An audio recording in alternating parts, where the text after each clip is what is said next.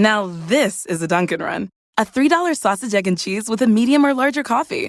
I'm going on a Dunkin' Run. You want anything? Oh, a sausage, egg, and cheese croissant and a hot coffee. You got it. Wait, actually, a sausage, egg, and cheese and an iced coffee. Time for a Dunkin' Run. Add a $3 sausage, egg, and cheese to a medium or larger coffee. America runs on Dunkin'. Offer valid with the purchase of a medium or larger coffee. Price and participation may vary. Limited time offer. Terms apply.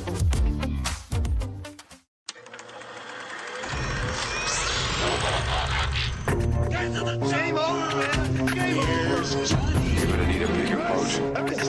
Why so serious? I am Iron Man. This is a tasty burger. Welcome to the InSession Film Podcast. Welcome to this podcast review for July 2nd, 2023. And I'm JD Duran. And I'm Brendan Cassidy. Hey, thanks for joining us, everybody. Who's ready for an adventure? Ooh, I am. I'm ready to crack that whip. Crack the whip, avoid the snakes, fly on planes through maps.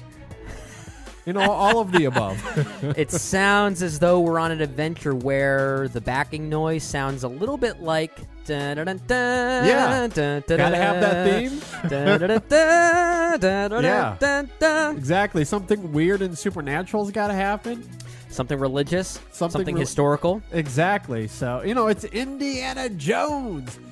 It is. It's interesting. You know, I saw this film a few weeks ago now, but it's a little bit poetic, though, because I got a chance to take my 7-year-old son to see this movie in a theater.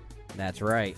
And like all of you watching, listening to this, I grew up on these movies. Uh-huh. You know, the first one came out before I was born, but when I was 6 and 7 years old, I was watching Indiana Jones as well. Sure. And here we are, 35-ish years later, or whatever the math is. I'm not very good at it. It's like at this point now, I don't even know how old I am anymore. Exactly. I just know I have a 7-year-old, as according to your point of view. Exactly. All these years later, I get to take my son, who, when I was his age, I was watching these movies and playing Indiana Jones, and then I get to take him to see Indiana Jones, a new movie in a theater. Yeah. It was very touching. It was very moving, just that on its own. Oh, for sure. Yeah. And then, and I'm going to get into this now. I'm sure we'll talk about John Williams as we actually get into the conversation, but there's a couple of times where, of course, he brings back that iconic theme. Yep. And every time, and I mean every time, my son would tug on my shirt to get my attention, and I will look down at him, and he would reverberate this palpable joy being invested in this movie with that theme playing. He was getting so excited, and to see that, to take me back to my childhood, and you know how I feel about scores and John Williams now. Oh yeah. I mean, it was incredible poetry. Like it's one of those moments that you just don't forget as a parent. Is it possible that experience may have bled into your feelings on the Dial of Destiny? Maybe we'll get into it. That certainly doesn't hurt the experience. Well, no, of course not. I'm not saying it should. Oh no, but it creates a completely different vibe. You know, I mean, your son reacting so positively to this experience, of course, is going to please the dad who is introducing the film to him.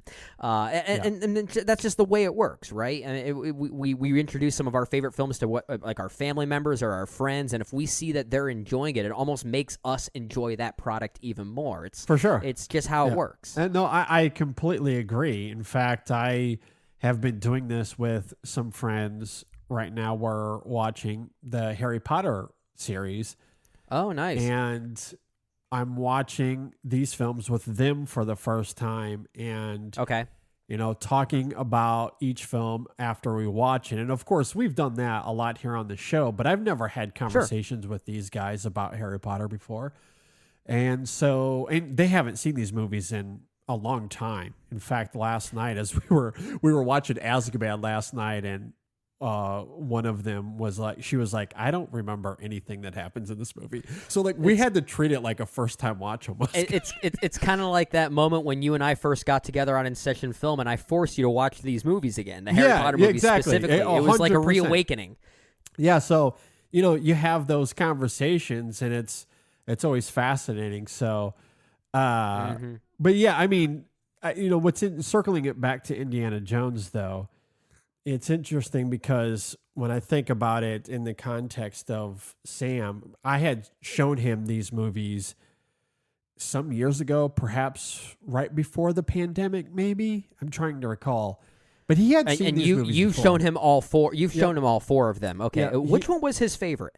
Raiders, for sure. He likes Raiders? Okay. Yeah. Cool. Raiders, and maybe that was because it was the first one. I don't know. But he's always Makes sense. He's Makes always sense. loved Raiders. Plus they have the Indiana Jones ride at Disney, which is Raiders inspired. Yeah. So that's part of it as right. well.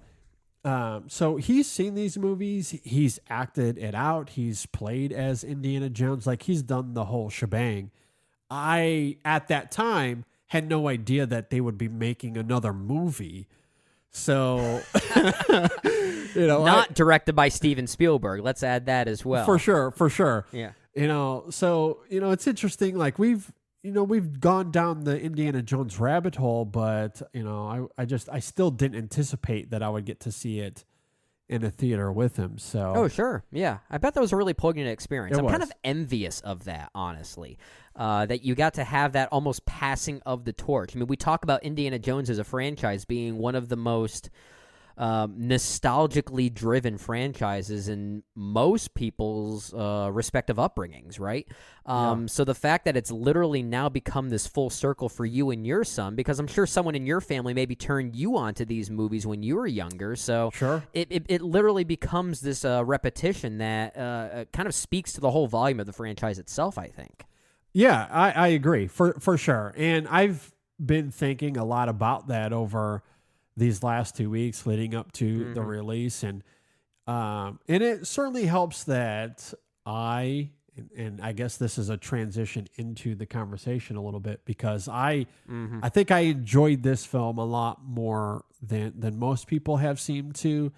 I don't think that Sam being there is conflating with my critical analysis of it. I'll certainly get into. We'll talk about that. Yeah. Why I don't think it's as great as some of the others in this franchise, but I on the whole didn't enjoy it. Before we get into Dial of Destiny, though, real fast, what was your pre-Dial ranking of the franchise?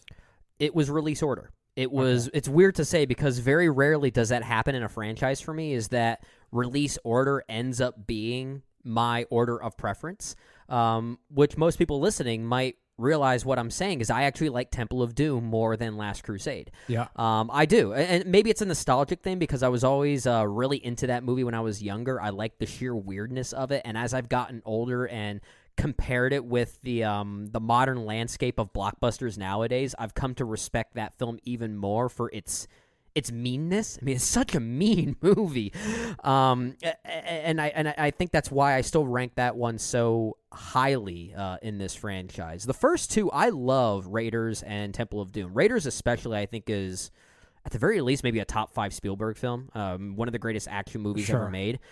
I really like Last Crusade. I don't love it as much as most other people. I don't really want to get too heavily into it because I don't want this to turn into a Last Crusade review. Yeah. I'll just say I don't like it as much as most other people. Okay. But I still enjoy it. That's a film for context, I'll say I gave that, I think, like a 3.5 out of 5 on Letterboxd. So it's still a very good, entertaining film for me. And then Crystal Skull is Crystal Skull. It's Crystal Skull. I don't really hate that movie. I've come to respect that one a little bit more for its weirdness, but it's not necessarily good weirdness. It's just that is such a broken film. It's such a broken product, and the biggest sin that film commits is I just don't find it all that.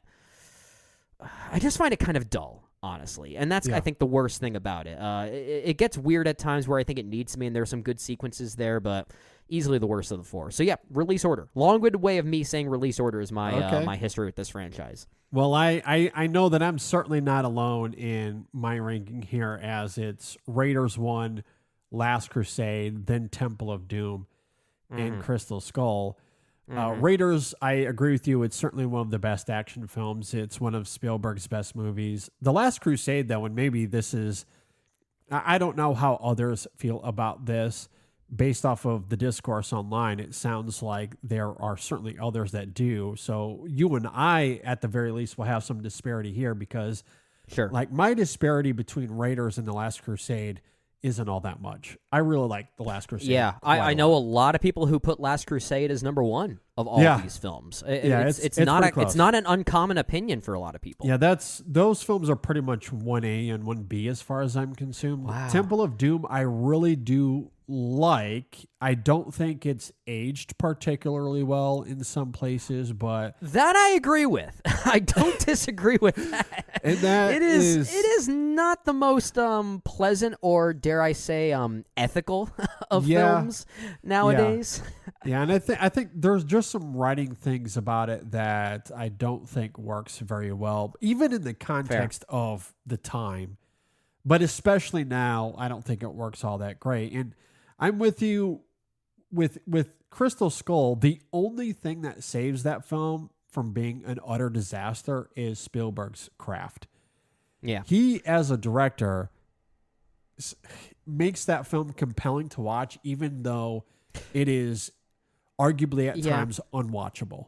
It has an energy to it. It's the way it moves, even despite, Janusz Kaminski and his visual eye cinematographer there, I don't think really matches the world of Indiana Jones in that particular film. You could definitely sense a lot of the artificiality that's going on from a visual standpoint in that movie. Yeah. But it's the way the film is edited, the way it's told, that you could definitely sense Spielberg trying to imbue that film with some personality. But I will say with Crystal Skull, I think it opens very well. The first third, basically all the way up until that final motorcycle chase through the college with Mutt, Shia LaBeouf's character. Yeah, I think the movie's actually pretty good up until that point. And that's including the nuke the fridge sequence, which never really bothered me. I have to admit that never really bothered me, but there are good things in that movie. I at least want to say that. I mean, I don't know if, like, none of the things in terms of the oddities of Indiana Jones, I think it's kind of silly to be bothered by those things. However, I will say this, and because I'm going to get into that even when we get to Dial of Destiny. Sure. But I will say this. Of all the things that Indiana Jones as a franchise introduces, as wild and bizarre and insane as it is, I do think the fridge nuke sequence is the most eye-rolly moment of all it's of very them. but so it's not insane. I mean it's certainly more eye-rolly than most of what came before it in this franchise, but that's not to say the franchise has been devoid of eye-rolly moments. Oh my gosh. And this is what I love about what Spielberg brings to these movies, because as much as I love Temple of Doom, there's a lot that you have to take with a real small grain of salt with regard to its practicality and what you can get away with. And but I think what Spielberg does very well is, let's say in sequences like the tram chase in Temple of Doom, right? Or the inflating of a raft mid-air after it exits an airplane. Oh my right? gosh. Yes. Yeah. But somehow it's ridiculous. It's ridiculous, but somehow I don't know what Spielberg does to showcase it in this way, but I still feel like there's like a sense of gravity to it. Like there is this density to it that it almost feels like, okay, for some reason I'm buying into this. And that's the Spielberg magic, knowing how to understand the the fabrication of physics, where I don't question it too much. I guess I don't know. He's so good at visualizing these things. I admire your optimism. I'm bringing that up. I'm bringing that up as a precursor for what I'm about to say about Dial of Destiny to contradict that. Because so that's why I'm saying it this way. Because I definitely don't come at it from that perspective. I'm very much on the other. Like, I watch that. Like, this is a franchise where a guy's face melts off.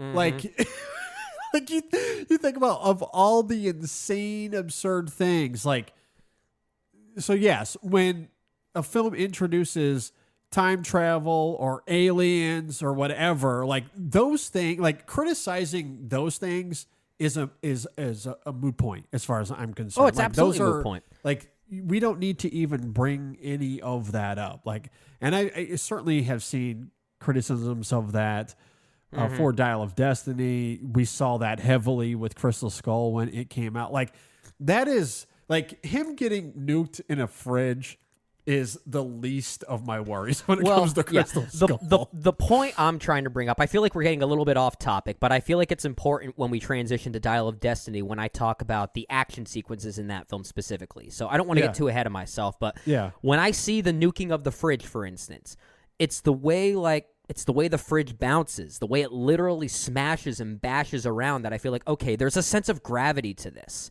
Like I feel like there's at least an attempt at practicality within the impractical, which is what I respect about Spielberg's vision for these movies, as if he's trying to blend the supernatural with the natural in some way. Because I've always gone for the lunacy of these movies, the impracticality of that. Like, I still don't necessarily come at it from that point of view. Like, the practicality to me diminishes as soon as you introduce the lunacy.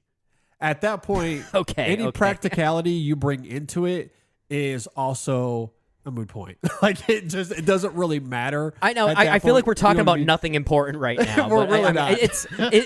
We're not. But I'm bringing it up because I'm trying to use this as a precursor you're trying for to set Dial up of something Destiny. else. I'm trying to set up something else. Yeah. And I'm saying, and I guess this is important context for where I come into Dial of Destiny as well. Like for me, I don't like that doesn't define Indiana Jones. No, I'm with you on that. I don't think that defines Spielberg's filmmaking in any of this as well. I'm with you. I like with Spielberg's craft and what he brought to Indiana Jones. I think comes down to like the larger set designs and the costuming and just like how I guess the word to describe it for me is how transportative it is. Like, he takes us on an adventure that is wild, absolutely insane. None of it makes any sense. Yeah. And that's the best part about it. That is, well, see, you're kind of getting into something that I'm sort of alluding to here, is the believability or lack of a term, thereof. believability with those earlier Indiana Jones films, regardless of the topicality of them or what they're depicting and how believable that is. I still feel like that when they travel to a new land, that they're really there. You know, like there is something, like you said, very transportative about them.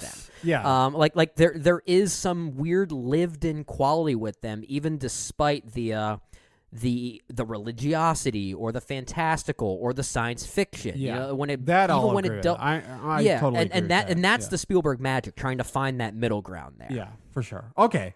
I think we eventually found middle ground. I feel like I've sort of played my cards regarding Dial of Destiny, just given this conversation here. That's okay. We needed a little bit of pretext there. All right, so with all of that laid out, let's get into Dial of Destiny.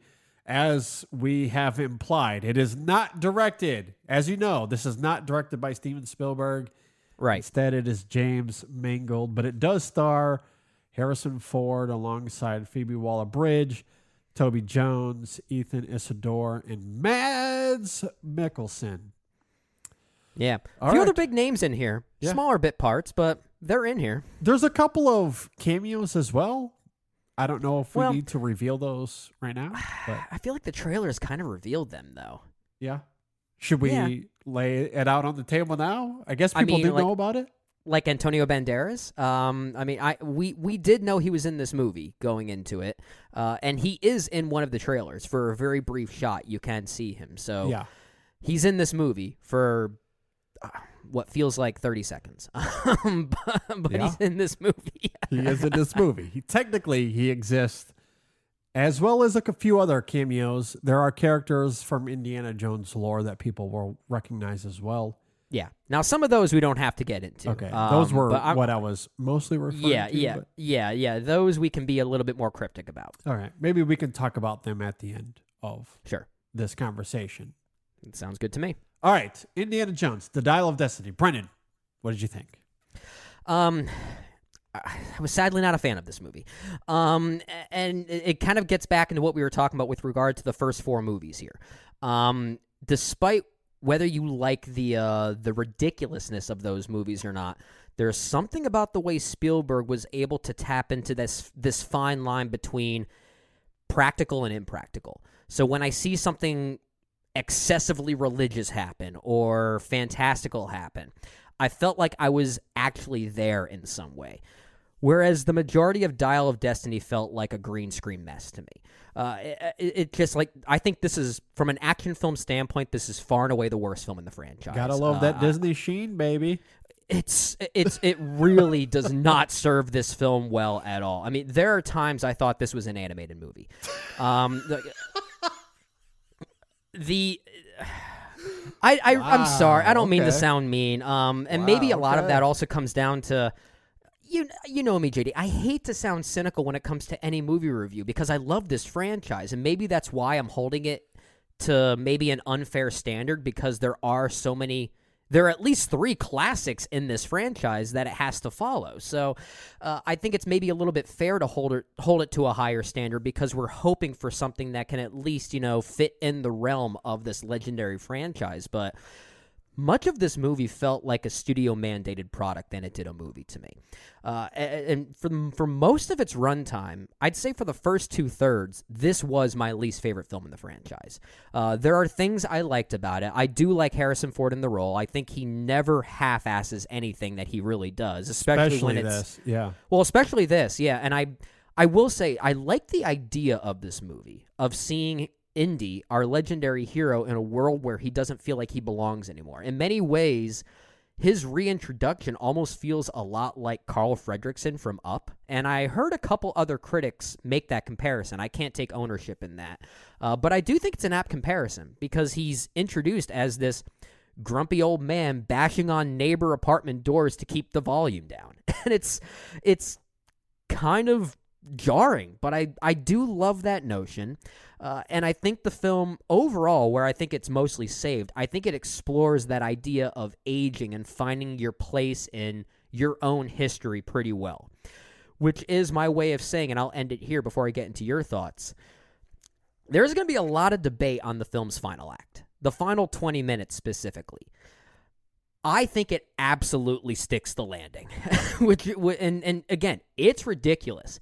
It goes somewhere that if I were to tell just any person randomly who's maybe passively interested in this movie, and I say where it goes, you're going to be like, oh, that sounds like the worst thing I've ever seen. I love it. On paper, it is... I can't believe they did this, but... I can't, it's Indiana Jones. Well, no, it goes to a place where I was like, oh my God. Wow. And secretly I was thinking, why couldn't this be the whole movie? I guess in many ways I was waiting for that moment because it was the first time I felt like, okay, now I could sense a personality with this movie, which is what I felt like it was mostly lacking up until that point. And I do think there is some genuine sincerity within the lunacy of that final act. And I think it's a hard balance to strike, but I think that ending mostly earns it.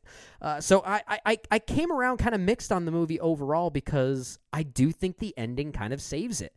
I was waiting for that lunacy, and when it finally gave it to me, I was like, okay, now I feel like this is the movie they've been promising. This is the movie I personally at least wanted to see.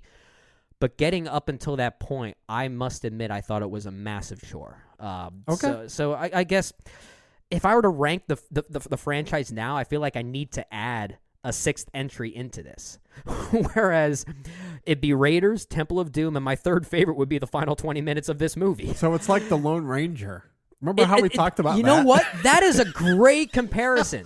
The Lone Ranger, the final, 10, like 15 the minutes? last 15, it's long. It's like a 15-minute action sequence at the end. That is incredible. Yeah, for context, for any new listeners of the podcast, we always reference The Lone Ranger being one of those movies that you just release the final 15 minutes of that film as a short film, and it's a masterpiece. Awesome. An absolute masterpiece. Everything leading up to that masterpiece, kind of unwatchable. Yeah. Right? Yeah. And I'll have to look it up. Maybe I can by the end of this conversation, because I want to say, and I could be wrong, because it's about to celebrate its 10th anniversary, and it might be today, actually, as of the day we're recording this. Oh, maybe we need to review that one on the show now. Yeah.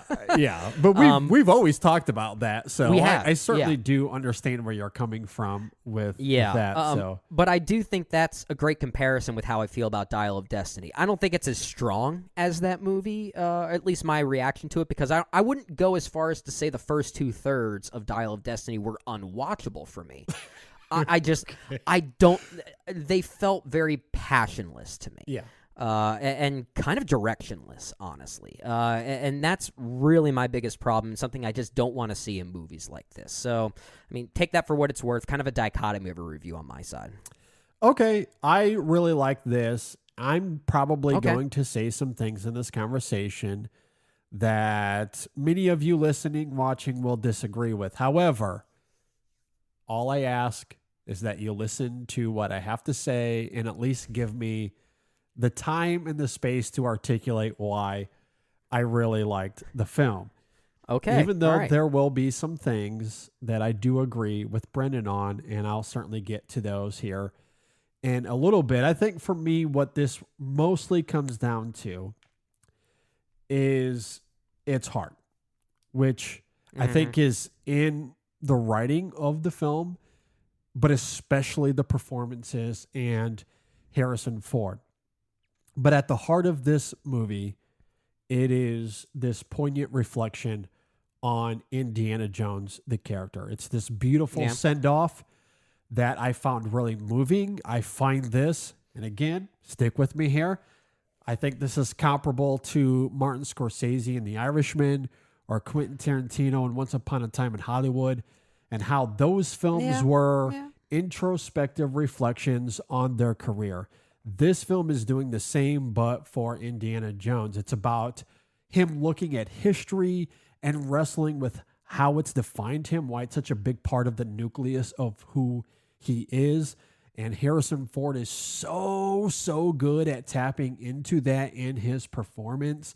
I think the cameos, the aforementioned cameos, the Indiana Jones lore that is echoed in this film, I don't think it's there pandering to the audience. Perhaps at times it is. I don't think on the whole, though, it's for nostalgia. The film uses Indiana Jones, including those Indiana Jones lore, and including those cameos to amplify this idea of examining history and what it means to Indiana and how that affects his choices throughout this film. That here, I think, is really beautiful. And it's ultimately why I liked it, especially when you include the Indiana-Helena dynamic.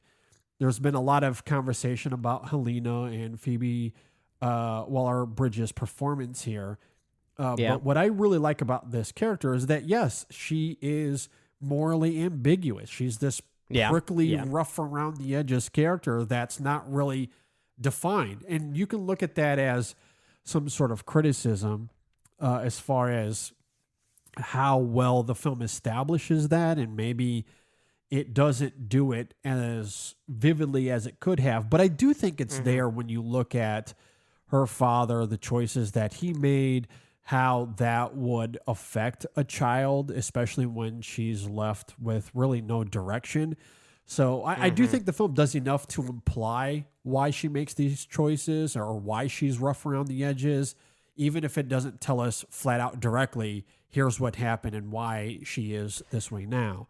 Right. I kind of do love that, especially because Indiana Jones, on the whole, the franchise has always been concerned with, again, we're not winning Oscars for writing with these movies, but, it establishes these characters well enough that as the adventure goes, you're invested in them in some way, shape, or form. The film succeeds in that for me, as it does with any of the other supporting characters in the previous films. And I love that dynamic, that volatility between Helena and Indiana. And here's the other thing about Helena and what I love about her here. How she got to where she is as these events start to unfold, I think is less relevant. Even if it's a little unclear. For me, I found clarity there, but even if it is unclear, it almost doesn't matter. I don't mind that. It almost doesn't matter. All we know is that she is looking out for herself because she was forced to, for reasons that we find out as I noted. However, what is incredibly clear is her evolution in this film, how she changes when she... Oh, she has a very clear arc. Very I don't clear disagree arc. with that. Yeah. How she changes when she continuously sees Indiana's sincerity as it relates to history. That is very important. They have conversations about it as their adventure goes, and she sees him interact with the history in front of them. When she sees that sincerity, it changes her in a very tangible way. You want to talk about tangibility, Brendan? There is a tangibility to that arc for her in this film. And I think that, to me, is what I love so much about those final 20 minutes. Again, say what you will about how ludicrous they are. But again, I love the lunacy of these films. It has symbolic purpose, too. Where this film literally goes actually does serve a purpose in the crystallization of not just Indy's arc, but also Helena's arc. So I agree. Absolutely agree with you there. Yeah, because there comes a moment where he wants to choose history in a very literal, practical way. He wants to choose history. And I think the film earns that because of how it had very introspectively reflected on Indiana Jones, who he is. He's at this existential part of his life where this is going to be his last hurrah, so to speak. Yeah. And he gets to a point where he gets to choose history. This is who I am. I've lived my whole life for this. I love that idea. I absolutely love that. I agree that it sticks to landing, but I also think the film in the first 2/3 had kind of earned that sincerity, that poignancy. Okay. And I do love how the film, and this is perhaps where Spielberg's influence comes in the best way, because that sincerity is undermined for a gag. And I feel like if Spielberg was directing this, he would have done the same thing. So I will give James Mangold credit there. So I love the film in terms of that, in terms of Indiana Jones as a reflection on the character. And there is a meta component to this, because it's not just Indiana Jones in the context of the film doing this, but Harrison Ford, us as the audience, we are getting to do the same thing alongside the character, what he has meant to us all these years as a figure in cinema, as a figure in Harrison Ford's filmography, whom we love. We get to reflect on that in this film alongside Indiana himself. That I think is really good here. And I think that's why you can tell Harrison Ford seemed to be really excited about reprising this character for this particular story, because it essentially turns Indiana Jones himself into kind of a symbolic representation of Indiana Jones. It's like it becomes not just a character, he becomes a symbol for what these movies ultimately meant. And that's why, again, I agree with you. I do think the film sticks the landing in trying to crystallize all of that. It's interesting, JD, it sounds like there's not a whole lot we disagree on. This might be one of those cases where it's like, it really just depends on what aspect of the film we're individually latching onto more, right? And because like where the film is going at, or what it's going at thematically speaking, I really do like that about it. I don't necessarily mind the dynamic between Henry Jones and Helena Shaw.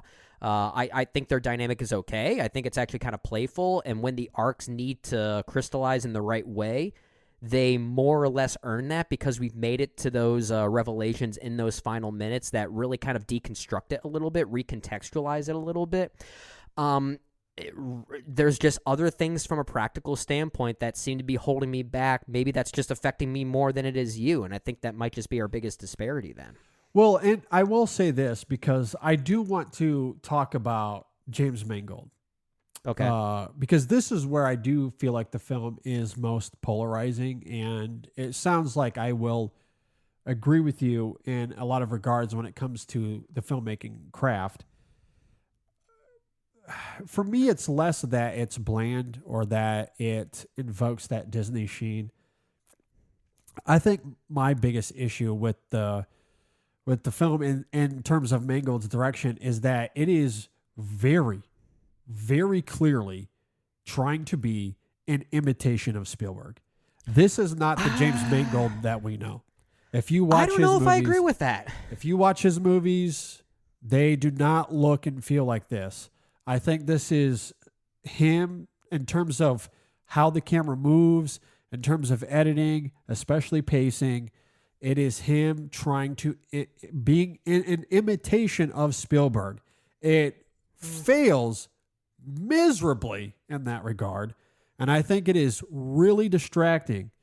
But to me, that is the biggest problem here. I really didn't have an issue with the adventurous spirit of the film or its action, what it's trying to achieve. Again, because at its heart, it always comes back to that idea of Indiana Jones and reflecting on the character. That is always at the heart of these scenes, even in the action, and especially on the adventure and with characters and how they have these verbal sparring matches throughout the film. Even the plotting of the film, I think, circles back to that idea. However, I could not get away from how Mangold was trying to be not James Mangold, but trying to be Steven Spielberg. And he's not. He does not have the visual eye to be Spielberg. And this felt like at every turn, what would Spielberg do? Well, this is how he would move the camera, or this is how he would edit this, or this is how he would choreograph this. I'm going to try to imitate it. And he does that mimicry absolutely poorly. Well, and so I guess in a way, I agree and slightly disagree with that statement, because my first reaction was to say that Mangold was trying to mimic Spielberg here would be giving Mangold too much credit. I feel like this movie was directed by artificial intelligence at times.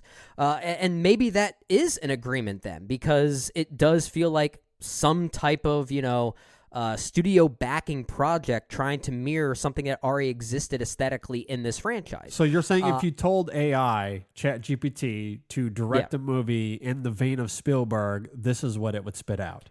Yes, I absolutely feel that way. And that's why I'm so much lesser on this film than you are, because so much of what the film is going for thematically, emotionally, I do agree with you on, and I wanted to latch on to those things, but I found myself getting pulled away whenever I saw, and I maybe we'll disagree on this, I don't think the villains are compelling at all in this. I think Mads Mikkelsen is half-assing it completely here. Boyd Holbrook, I think, is really boring.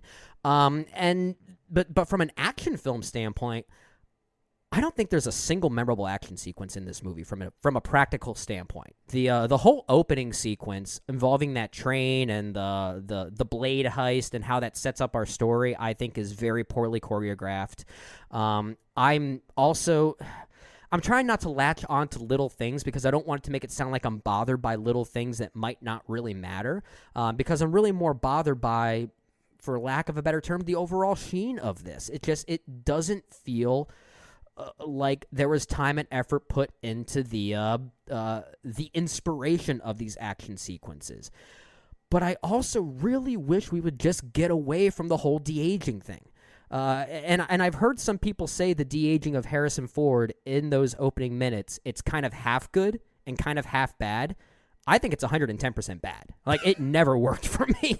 It always looked Polar Express like to me. It just it was always dead in the eyes. And I think the other problem I have too with the action scenes and just the way they try to morph narrative storytelling around them, it really is just that. It's the editing of it all. It feels like it builds to climaxes before it earns that climax. Like introducing Indiana Jones in those opening 20 minutes felt very anticlimactic to me. And I think it's maybe more of a pacing thing, and the way that this was overall storyboarded that just didn't feel like the right approach. It's hard to explain, but it just, every time some major event was meant to occur during these action sequences, I just didn't feel a darn thing. And I hate to say it harshly, I just think they're really poorly conceived. Okay. I mean, I don't wholly disagree with that. It just doesn't bother me all that much in terms of... And that's the thing. That's the disparity there. And staging. Because to me, I don't mind the choreography. I don't mind the staging. However, I do mind that the camera is trying to be an imitation. That bothers me. That I can't escape from. Like when Indiana's riding up on that motorcycle and he's trying to jump onto that train, and the way it's edited, to me, like, I sense Spielberg in that. Like, if I was watching Spielberg make this movie, he would do something similar, like in a similar vein, but it would be much better crafted than that. And I cannot escape the imitation aspect of that. That to me was utterly distracting. I will say the biggest form of imitation to Spielberg, and especially Janusz Kaminski's cinematography, that I noticed was the chase through the parade of the parade was another big one. Yeah, well, and a lot of that came down to the lighting. Like, there are moments when you see Indiana Jones on a horse and he finds his way into the subway. Just the way it was all lit was very reminiscent of Janusz Kaminski at times. And in those moments, I thought, okay, now I can see the Spielberg influence really pulling into this movie, as if it's almost reeking of desperation. And it just, like, that didn't work for me either for that reason. But even so, just something about the staging and the editing of it just didn't feel climactic or even thrilling to me. Yeah, I think that's very fair. I mean, I wasn't. I'm not wholly, but I found it thrilling enough, I guess, is maybe the best way to articulate it. I was engaged in terms of the characters, the story, and the heart of it. So, how did you like Mads Mikkelsen as a villain? I don't find him particularly memorable, but he's not bad. I don't think he's bad, and honestly, I think he serves the heart of this story. Like, he's a little bit of, I don't know, a MacGuffin in some ways. Like, he's just there. Like, the film kind of follows him, and he's driving a lot of the plot, and it gets us from A to B to C, but really has nothing to do with him in the end. Does that make sense? I mean, you're right. So, you're right. That's really all that he is to me here, and I think he serves that fine. Don't get me wrong. I don't think he's bad. Mm-hmm. I think he just serves his role in a very matter-of-fact way. Mm-hmm. Where this film thrives to me is in its heart, and I think it emphasizes that enough that some of these other middling aspects of the film kind of fall to the wayside for me, especially the action. Like, because to me, like, when Harrison Ford and Indiana Jones is on that horse and it's invoking James Cameron, I was like, okay, this is a little bit of fun. Or when he's on the train at the beginning, like, again, I can sense the Indiana Jones aesthetic there, especially everything we get at the end and how wild and crazy absurd it is. I was like, this is very Indiana Jones. So, like, the setups, I have no problem with.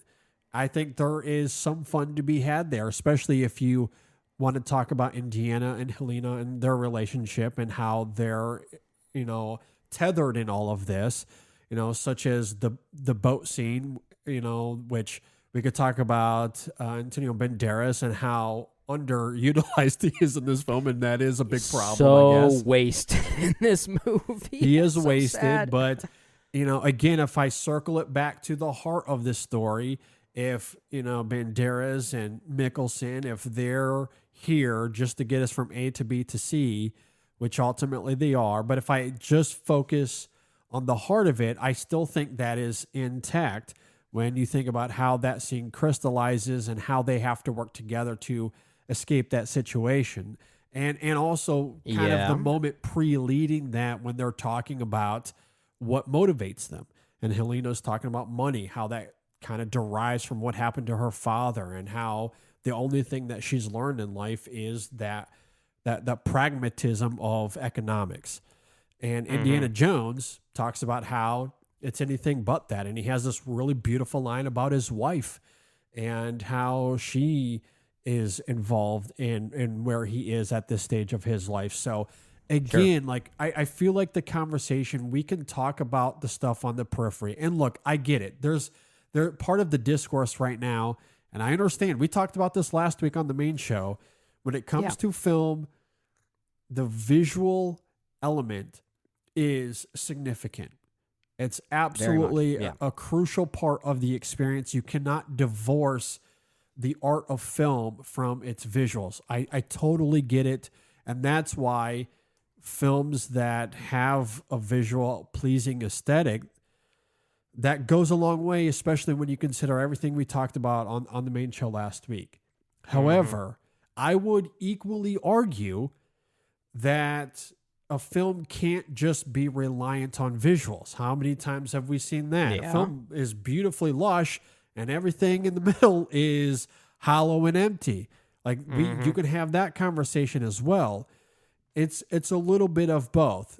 And where this film perhaps lacks in that visual intuitiveness that a Spielberg would bring, that's lacking here. However, I do think this has a heart that is utterly missing in something like Crystal Skull, for example.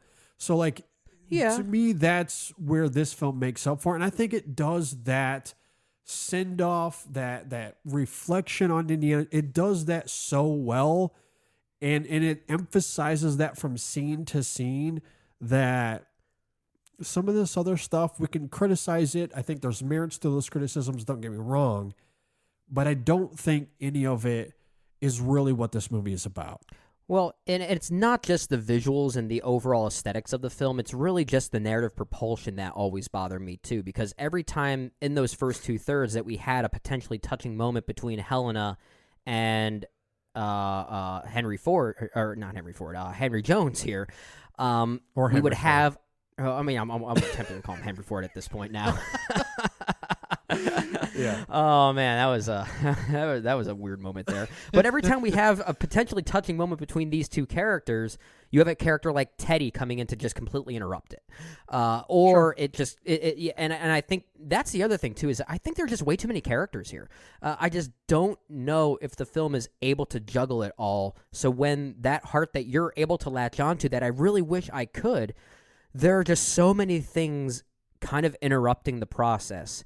But it's not until that moment on the boat that you're talking about, when there is this literal synergy between Helena and Indiana, and in that escape that you're talking about, that's right where the film starts to take off for me.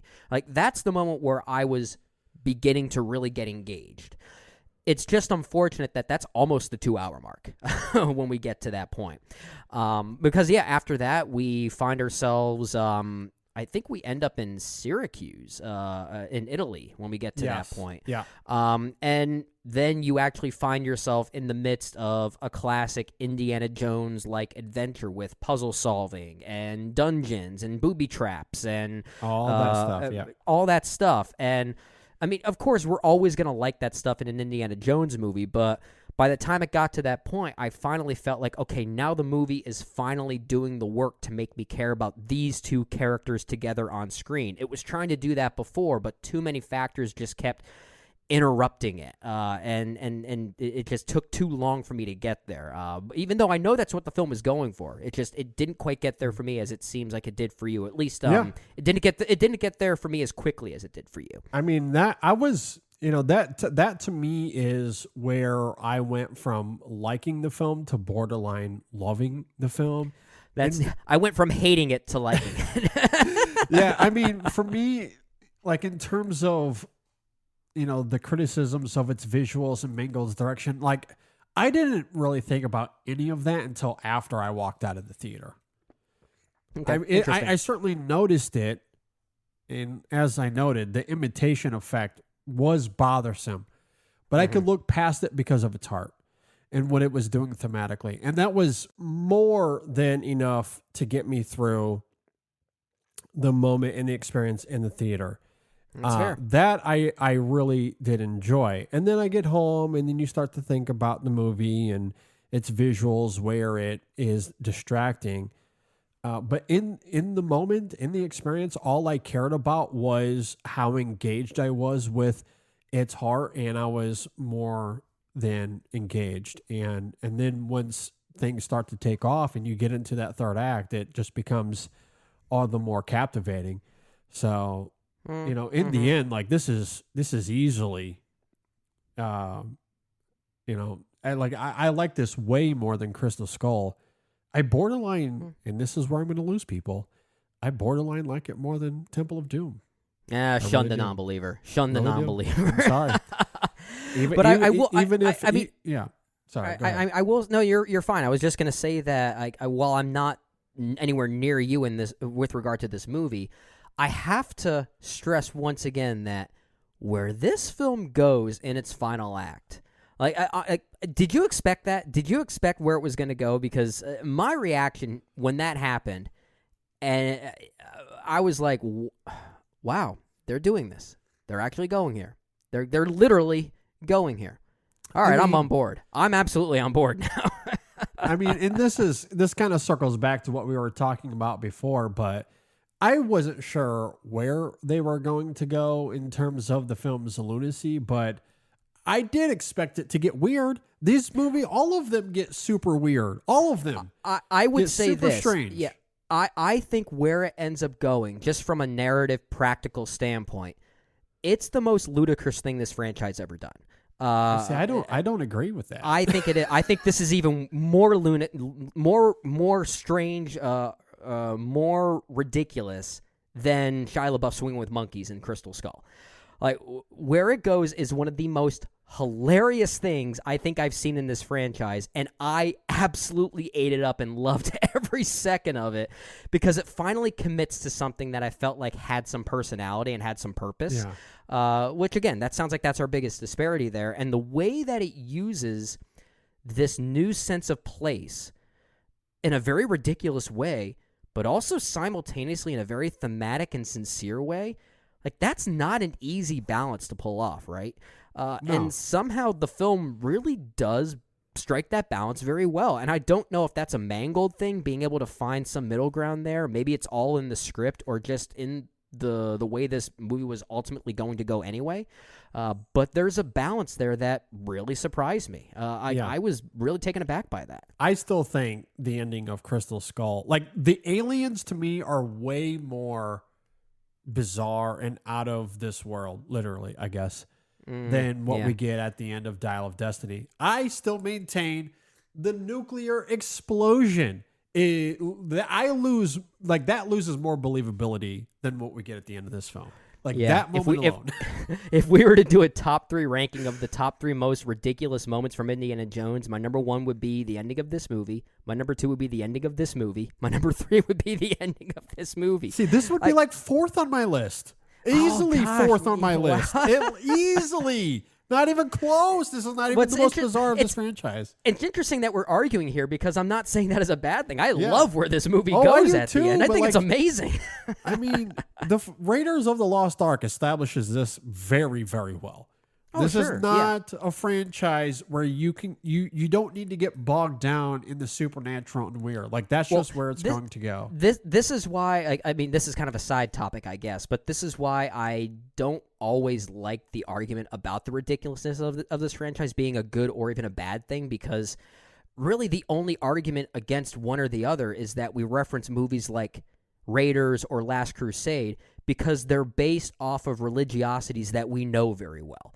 And that automatically makes it, I guess, more quote-unquote believable, which is just kind of bullcrap, if you ask me. I mean, like, to other cultures, they would see those movies as the most ridiculous, right? And like, all these movies, I think, have an equal dose of lunacy in the way that they fabricate history and religiosity for their own serial ways, right? Like that's the whole gimmick of Indiana Jones. Just some of them maybe handle it a little bit differently than others, but yeah, I a long-winded way of saying it's ridiculous. It's very ridiculous at the end of this.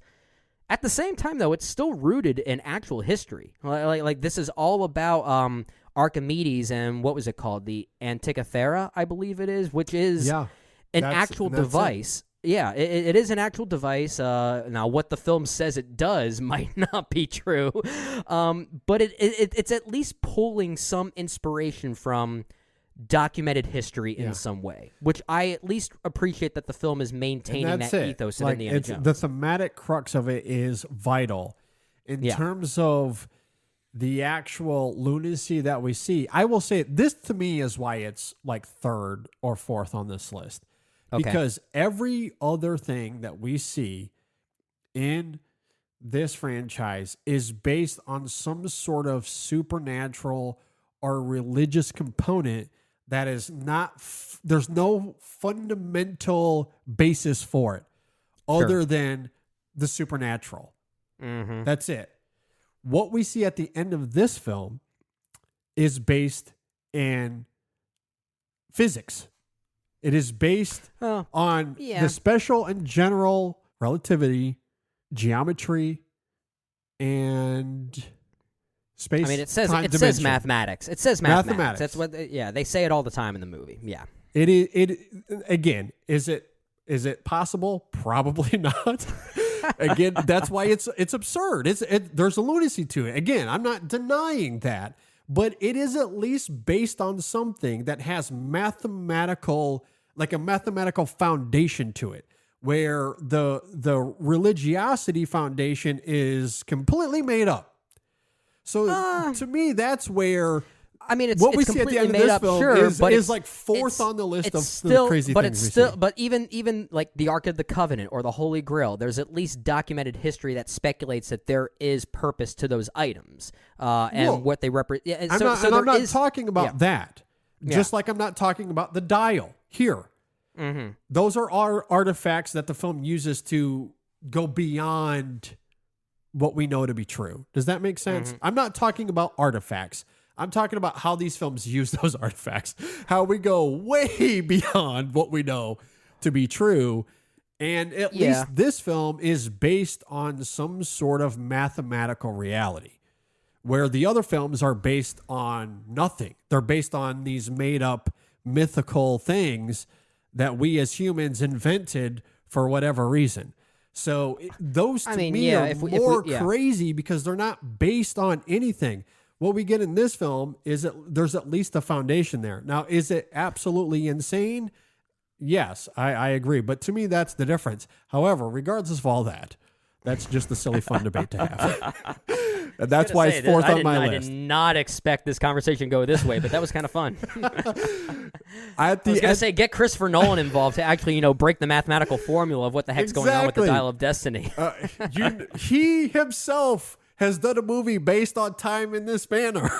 So and you know how that man feels about practicality and pragmatism. Actually, yeah. You think about it. I'm just saying. The Dial of Destiny is a temporal pincer movement. Exactly. Exact. Check and mate.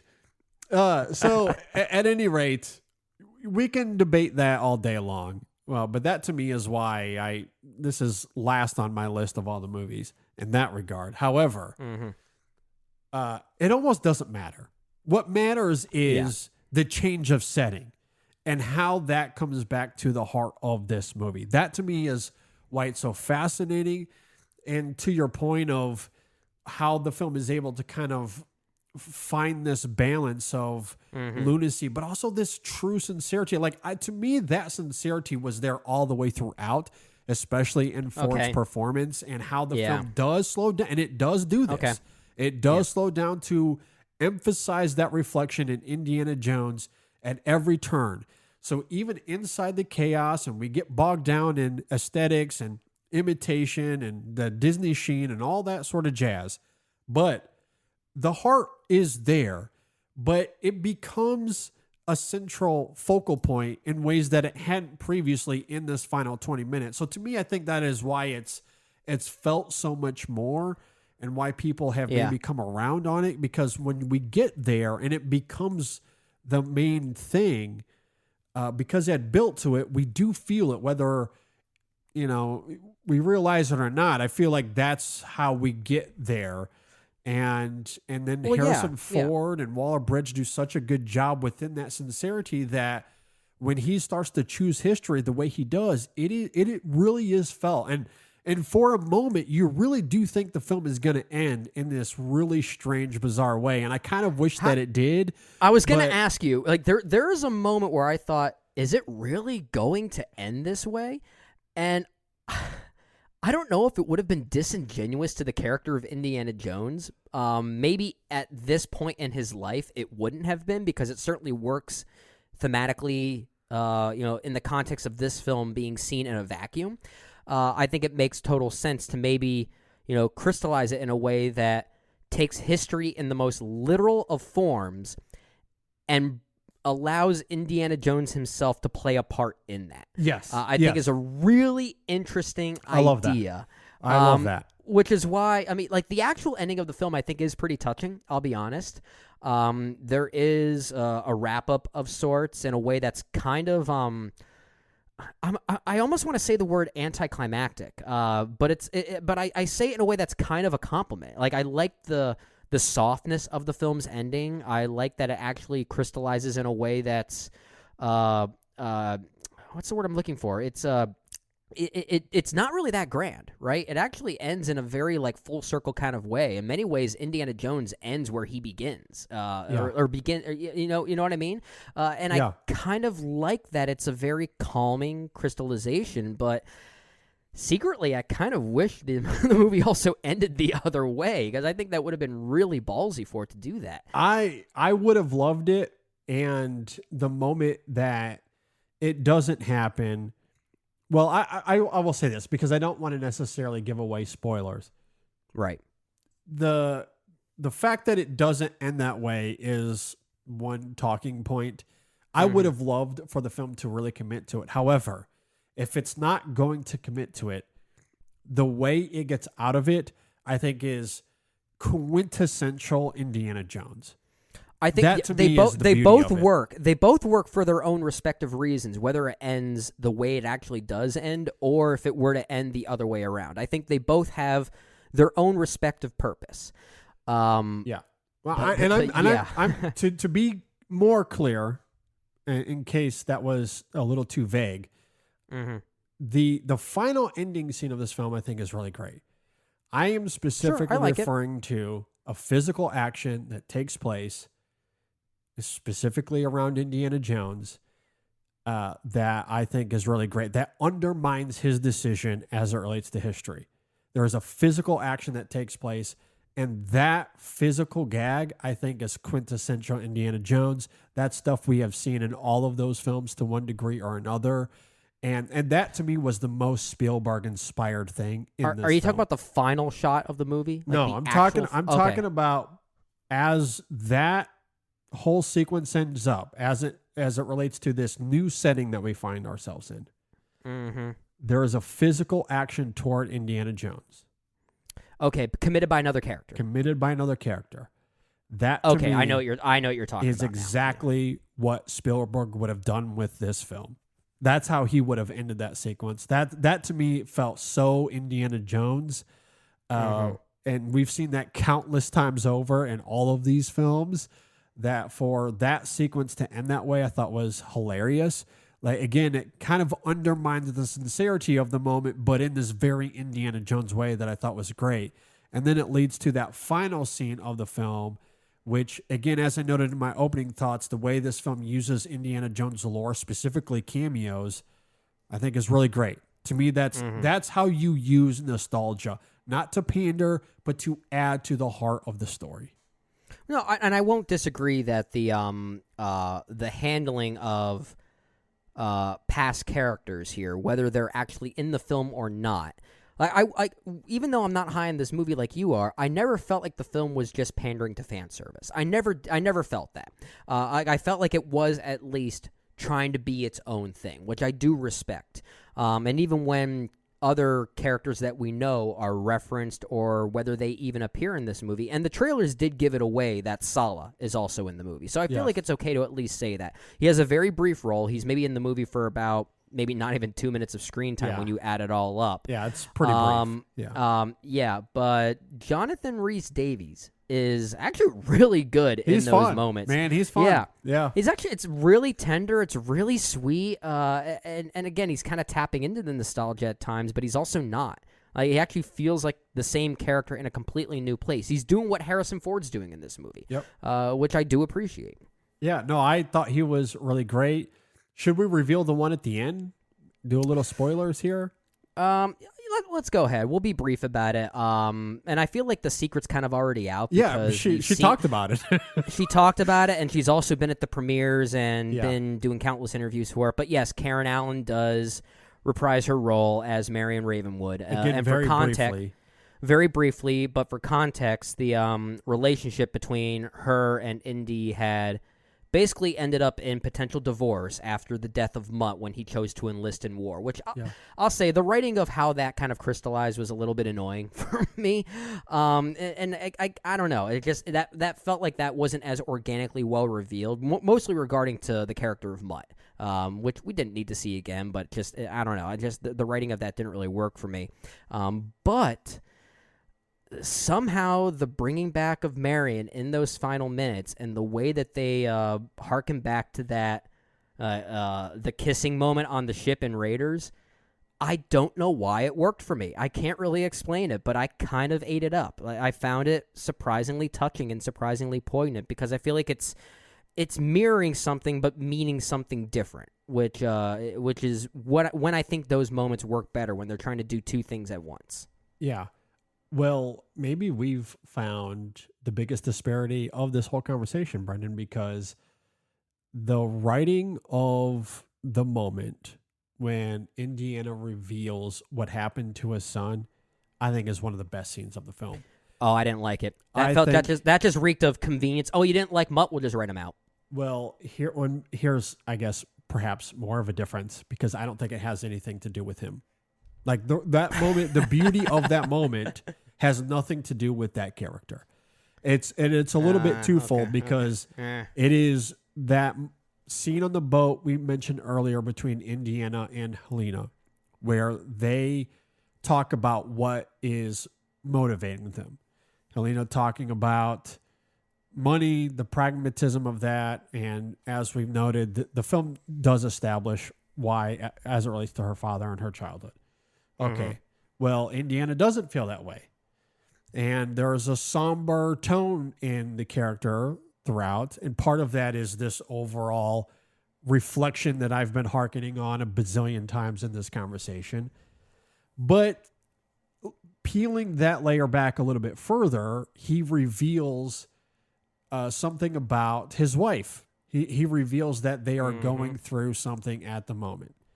And he reveals to Helena that, their son was killed. It sparked this thing between them that they haven't been able to recover from since his death. So perhaps a character people didn't like, however, doesn't matter. Because that moment really wasn't about him. It was about Indiana and Marion and why there's a gap between them now as the events of this film start to unfold, how that affects his choices throughout this film, and how that ultimately affects his relationship and his dynamic with Helena even. So like all of that really does matter. And Harrison Ford is so good. Like in terms of his performance, that might be his best scene of performance in this film. It is absolutely touching and moving. And again, nothing to do with the son. His son is just a red herring in that moment, I guess. It's just a way to reveal this somber tone is all that it is. Well, as far as writing off the character, that's last on the list as far as I'm concerned. Couldn't they have picked a better option than him choosing to enlist in war, though? Yeah, but the emotion doesn't feel as well earned at that point. Like, oh, I lost this nephew of mine. Okay, yeah, but that won't sting as much as a son will. Well, it's not even that. It's like if Mutt chose to enlist, again, maybe I'm latching on to the character of Mutt specifically.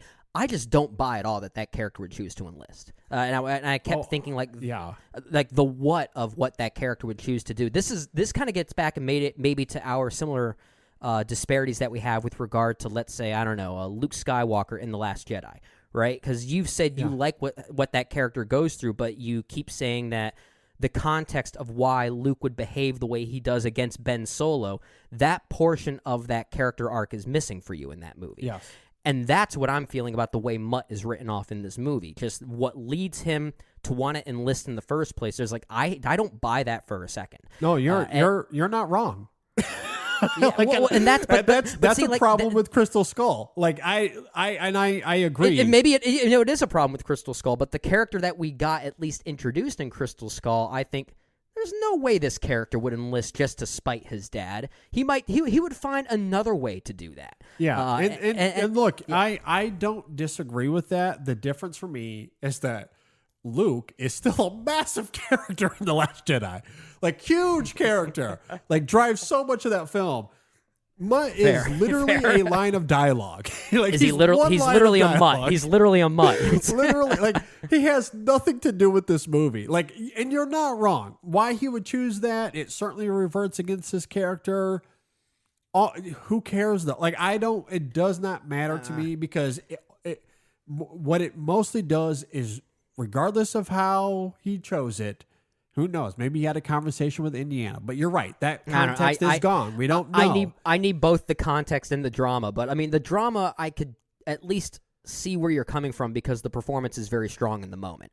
Like, all I care about is that emotion. Yeah. Like, I was so blinded by just the practicality of it. And maybe that's more on me. I'll admit that. But, yeah, I was definitely distracted by the way it was chosen to go in that direction from a writing standpoint. And that's... Yeah, that's fair. Like, to me, it was just a line of dialogue to establish something much, much larger and bigger and more important as it relates to the somberness in Indiana and what's driving a wedge between him and Marion. Who would have thought we would have talked this much about Mutt during this review? I did not anticipate. He's literally a line of dialogue. That's it. One line. Is the name Mutt even mentioned? No, he just says his son. Yeah. So that's the thing. So, like, you know, like, regardless of how he got there. Now I can't help but laugh at that. I know. He just said, my son went to war, he died. And that's all I need. That's all the context I need. My son went to war, he chose to go, he died, and now there's a wedge between me and Mom. That's all I need to know. That's all the context that I think is necessary here. And I think the performance is so good at giving credence to it that when we get to the end of that film and we see them reconnect, part of it is perhaps nostalgia, but I think it's mostly the heart of this film and how it gets to that ending beat that makes for such a beautiful send-off to the character. Well, I think Karen Allen is really good in that moment. She's very good. I think that's what helps. Again, like, that's a moment where I think when we talk about the performative aspect of the movie, maybe overcoming some of its narrative or aesthetic blemishes that bothered me more than it bothered you, like, that's a moment at the end where I was able to kind of really overlook some of those problems and just focus on the emotional vibe that was being presented to us. And I definitely sensed it in those final minutes. Well, now you're making me want, like, to live the multiverse, since that's a big thing now. Yeah. To go back to The Last Jedi. I want to see a version of that film in the multiverse where Luke's not really in it and he's just a line of dialogue to say, he did this thing to me, and that's why I'm bad now. No, like, well, I want to know more, but okay, it's one line of dialogue. Amazing. I can't get too mad at it. That sounds amazing, actually. Anyway. Well, there are a lot of other compelling characters in that movie. I'm sure they can still carry it. For sure. Final thoughts on Dial of Destiny. We didn't mention John Williams. I was yet. going to say, that was my last thought here, yeah. Yeah, I mean, it's John Williams. Of course, you're going to like the music in a John Williams scored movie, right? I mean, it's always going to be good. I will say, I don't think it's his best work with this franchise, and a lot of it mostly works best when he chooses to bring back the great themes. I think that's when the film is at its most musically effective, right? And that's something I don't think we give enough credit to composers sometimes, especially when a composer is returning to a franchise that they're really known for. It's not just about what new melodies that they're able to derive. Sometimes that matters little. You know, it's also about when a classic theme that we know is chosen to come back. Yeah. Because it could easily be overused. It could become kind of stale.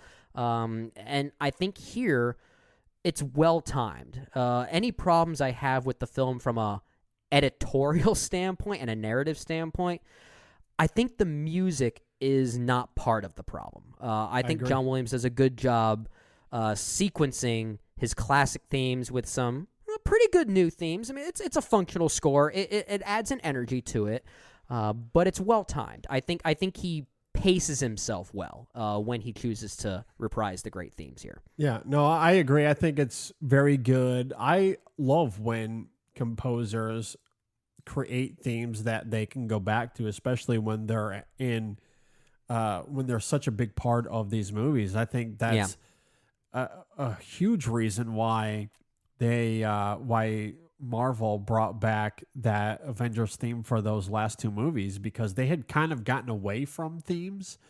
Yeah. And, you know, then they're like, let's bring Sylvester back. And you can't deny, regardless of how you think about those films, when he brings back that main theme in those movies, audiences responded. They do, yeah. And I think blockbusters on the whole have kind of gotten away from this a little bit. So John Williams bringing that back, and you're right, the timing of it I think is great. He doesn't overly indulge in that main theme, but yeah, he does not overly use it when it's there. Yeah. And I think that's why a lot of modern blockbusters, especially within a franchise that have these real closely associated musical themes to them, that I feel like that's why they're afraid to keep bringing them back, because they don't want to overuse it. I think another franchise that has actually done a really good job at doing this, despite having different composers come in for some of the respective films, is the Harry Potter franchise. Yes. I think that's a great example, because each movie had its own musical vibe to it, but the classic John Williams theme would still make an appearance in every movie, obviously. Yeah. But it was well timed and well executed. But I could see why some studios would be afraid to really commit to that, because they don't want to run into that trap, which it's very easy to run into that trap. Speaking of John Williams and Harry Potter, I'm sorry, this is a tangent side haul, but I mentioned earlier I watched Azkaban last night. Oh, yeah. While that Harry Potter theme, Hedwig's theme, is iconic, it's really great. Honestly, one of John Williams' best, quote unquote, main themes, in my opinion. Mm-hmm. But more underratedly, and I'm not even sure what it's called. I'll just dub it. Are Harry's you theme. thinking of the moment when he flies on Buckbeak? No. There's a recurring motif in Azkaban that he reprises whenever Harry is talking about his parents. This is a musical cue that recurs several times throughout, and it always emphasizes the emotional arc of Harry in that film. And I don't know if it's because I was a couple of drinks in when we were watching this last night, but that does help.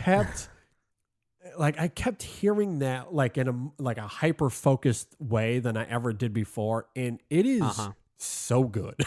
It is unbelievably great. I sometimes think Azkaban is the best scored. I was Harry just Potter about movie. to say that. It honestly, I think, is the best scored of those movies. I was like, this is some of my favorite John Williams work. Because you do get the classic Harry Potter theme throughout as well, but this new Harry theme that we hadn't heard yet, in that franchise to that point, oh, man, it's so good. Well, it's not even just that. You also So have good. the song "Double Double Toil Yep, and that Trouble." one too. Man, yeah, what a soundtrack! what a soundtrack! I love Are how we gonna do got another it. Harry Potter retrospective in the future? I think we need should, to yeah. now. Yeah. Well, part of why we're doing this is because I think for my birthday this year we're going to have a Harry Potter themed thing. Oh, okay. You know, and this came about because I haven't celebrated my birthday in literally, I don't know, 20 years. Probably not man. since high school.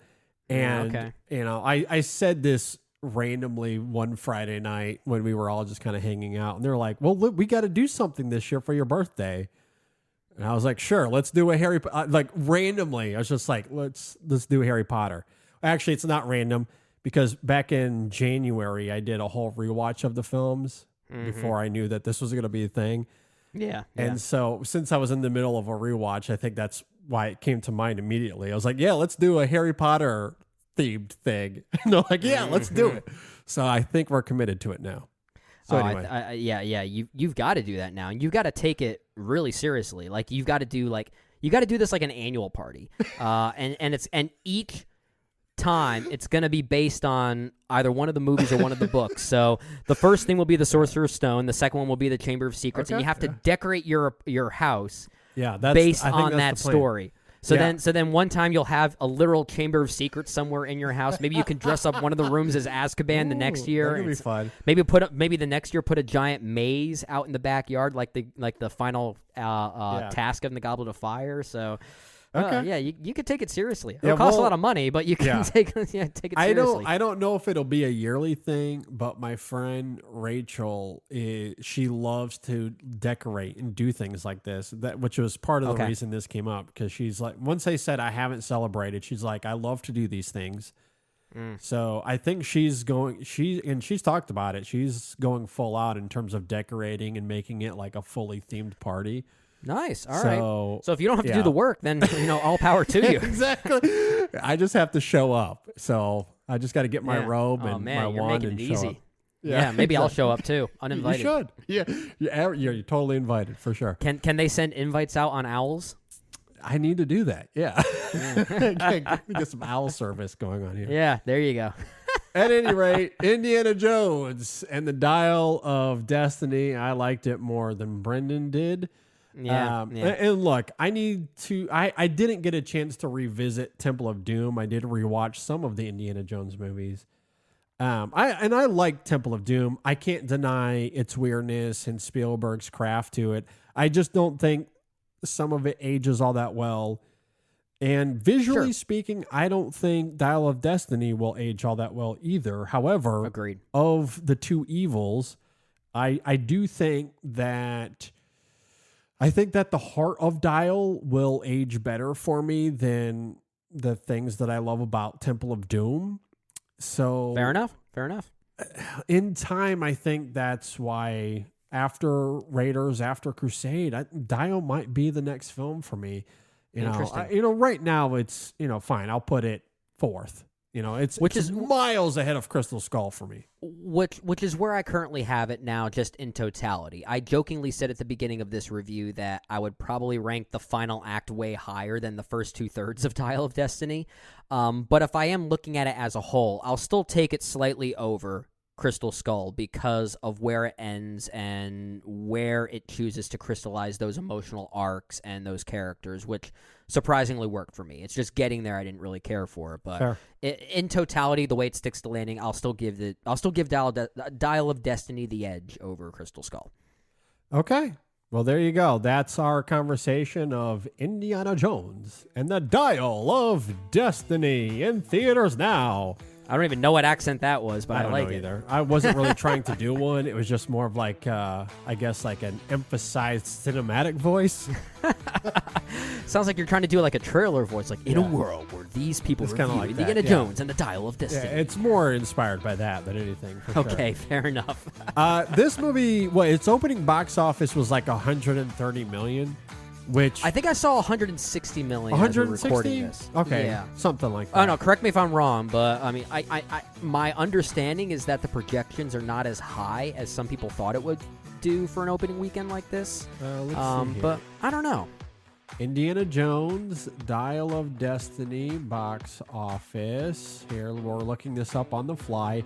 All right. According to what I'm reading here is 152 million. I don't know how accurate or up to date that is. That's just the first thing I saw that popped up here. So, Yeah. So, you're probably close. Maybe it's around that 160 million worldwide. Could be rounding just for a whole rounding there, but I don't know. But yeah, like I said, from what I understand, it seems as though people are saying it wasn't as positive of a weekend gross as people were hoping for, especially with a movie with the name Indiana Jones tied to it.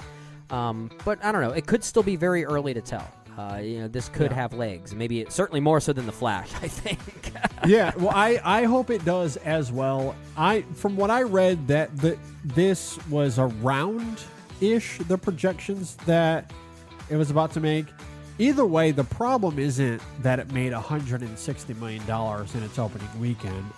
In most cases, that would be a fine opening. The problem is the budget for this movie was like $350 million. It's ridiculous. Yeah. That's insane. Plus marketing. Yeah. So this is going to need some legs if it's going to be in the green when it's all said. Just make cheaper movies. And that's a large... Whatever the conversation was last week, we're going to need a sequel Let's add a second part to that. It's like, don't just make good movies, make more inexpensive movies. Yeah, because I think I read something that Raiders of the Lost Ark, by today's standards, including inflation, would be still like $60 million with inflation. So, yeah. And that's its budget you're talking about. Yeah, that's its budget. Yeah, that's the production insane. budget. That's insane. I know, pretty wild. That's a fifth. It's more like a sixth of Dial of Destiny. I know. Wild. At any rate, thanks for listening, everybody. Thanks for watching. Be sure to subscribe. Let us know if you agree or disagree with any of our takes. And we will see you all next time on the InSession Film Podcast. Hey, I liked it. Take that for what it's worth, I guess.